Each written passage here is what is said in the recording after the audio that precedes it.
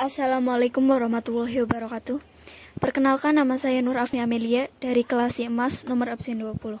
Di sini saya akan menceritakan salah satu perlawanan rakyat terhadap penjajah sebelum abad ke-20. Perlawanan rakyat Bali tahun 1846 sampai 1849. Tokoh-tokohnya diantaranya 1. I Gusti Ketut Cilantik. I Gusti Ketut Cilantik yang merupakan seorang patih menjadi pemimpin dalam perlawanan terhadap invasi Belanda ke Bali. Perlawanan tersebut terjadi beberapa kali di Bali Utara selama tahun 1846, 1848, dan 1849. Yang kedua ada I Gusti Anglurah Panji atau Raja Buleleng. I Gusti Anglurah Panji menguasai wilayah Den Bukit dan menjadikannya Kerajaan Buleleng. Raja Buleleng ini juga yang menolak pengesahan penghapusan hak Tawan Karang. Yang ketiga ada I Gusti Ngurah Made Karangasem yang merupakan salah satu pemimpin yang turun langsung berperang melawan Belanda demi martabat rakyat Pulau Dewata. Latar belakang. Yang pertama, Belanda hendak memaksakan kehendaknya untuk menghapuskan hak-hak kekuasaan kerajaan-kerajaan di Bali atas daerahnya, seperti hak Tawan Karang. Yang kedua, Raja-Raja Bali dipaksa mengakui kedaulatan pemerintah Hindia Belanda dan mengizinkan pengibaran bendera Belanda di wilayah kerajaannya. Dan yang terakhir, adat agama Sute yang dianggap Belanda tidak berperi kemanusiaan akan dihapus oleh Belanda. Apa itu hak Tawan Karang? Tawan Karang adalah hak istimewa yang dimiliki Raja-Raja Bali pada masa lalu, di mana Raja akan menyita kapal-kapal yang terdampar di wilayah mereka, lengkap beserta seluruh muatannya. Tawan Karang berasal dari dua kata, yaitu tawan yang berarti rampasan dan karang yang berarti tanah. Perang Puputan Jagaraga I. Pada abad ke-19, Belanda kembali melancarkan tujuannya untuk menguasai seluruh wilayah Indonesia. Bali merupakan salah satu wilayah yang menjadi sasaran Belanda. Usaha Belanda untuk menguasai Bali dimulai dengan dibuatnya perjanjian pada tahun 1841. Perjanjian di bawah ini merupakan bukti keinginan Belanda untuk menguasai Bali. Isi perjanjiannya yaitu Raja-Raja Bali mengakui bahwa seluruh kerajaan berada di bawah kekuasaan Belanda. Untuk memulai perang di Bali, Belanda membawa 23 kapal perang dan 17 kapal biasa yang berisi ribuan prajurit dan ratusan senapan yang tersedia untuk dipakai berperang. Pasukan ini dipimpin oleh Van den Bosch yang pertama pergi ke Besuki lalu menuju ke Buleleng.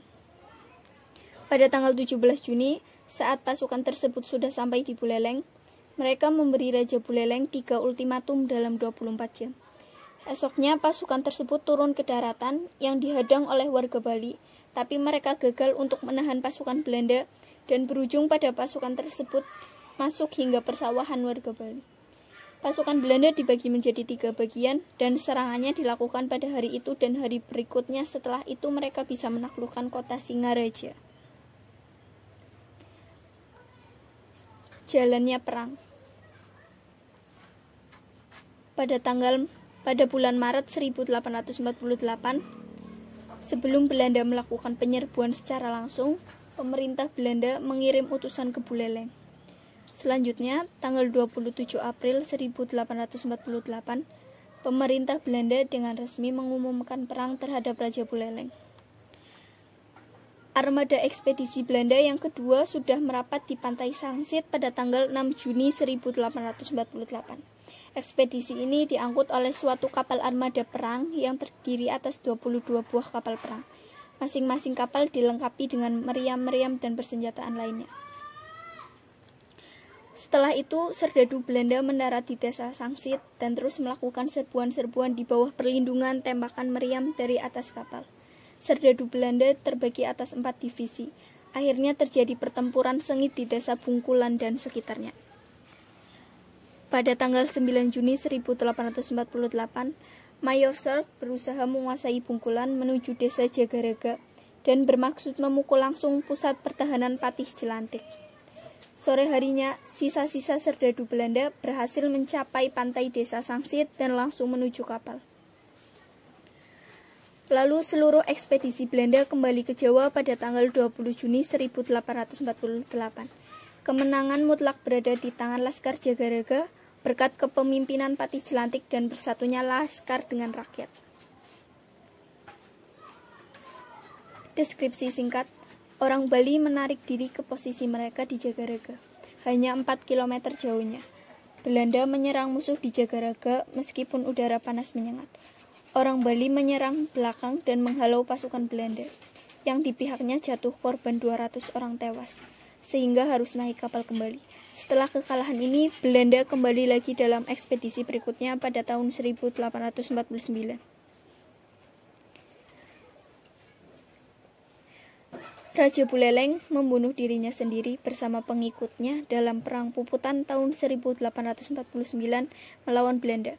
Lepati Journal.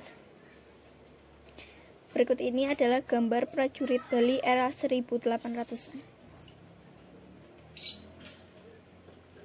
Perang Puputan Jagaraga II. Jalannya perang. Pada tanggal 14 April 1849, armada perang Belanda sudah mendarat di tepi pantai desa Sangsit. Pagi-pagi buta, Patih Jelantik dengan diikuti oleh laskarnya sekitar 10.000 orang berangkat ke Singaraja, pura-pura untuk berunding dengan Jenderal Michiels.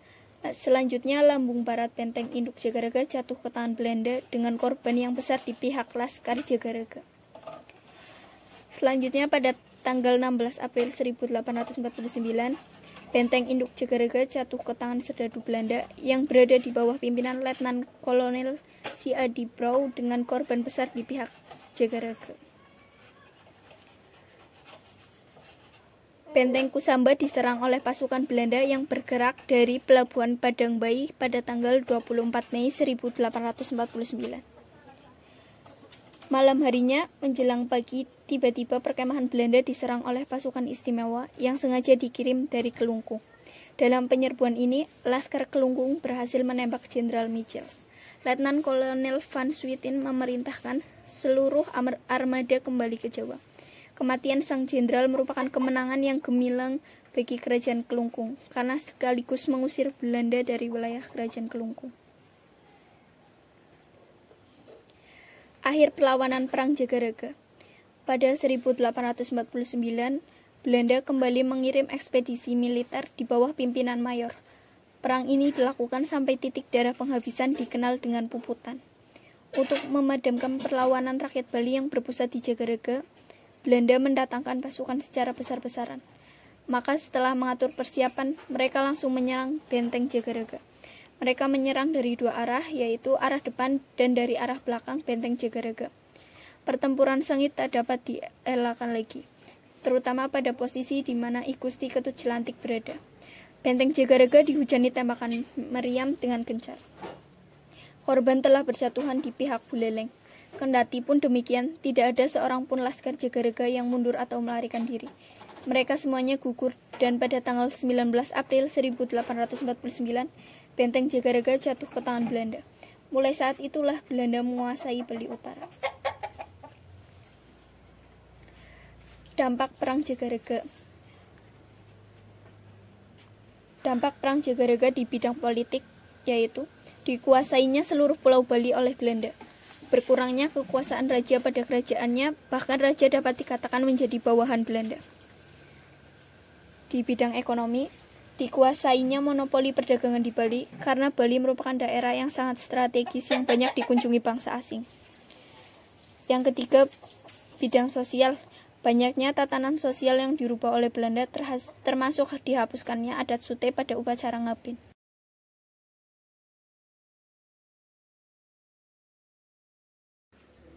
Bangsa yang besar adalah bangsa yang menghargai jasa para pahlawannya.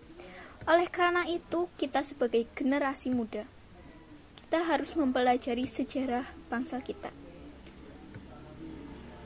Karena sejarah bisa dijadikan cermin komparatif bagi generasi penerusnya. Sehingga jika kita belajar dari sejarah, maka tentunya bisa tahu mana yang perlu digunakan, diperbaiki, atau ditindaklanjuti. Sangat penting generasi muda mengetahui sejarahnya, ibarat seperti silsilah keluarga. Kita harus tahu siapa leluhur kita. Oleh karena itu, kita juga harus mengenal siapa pendiri bangsa ini. Sekian, terima kasih. Wassalamualaikum warahmatullahi wabarakatuh.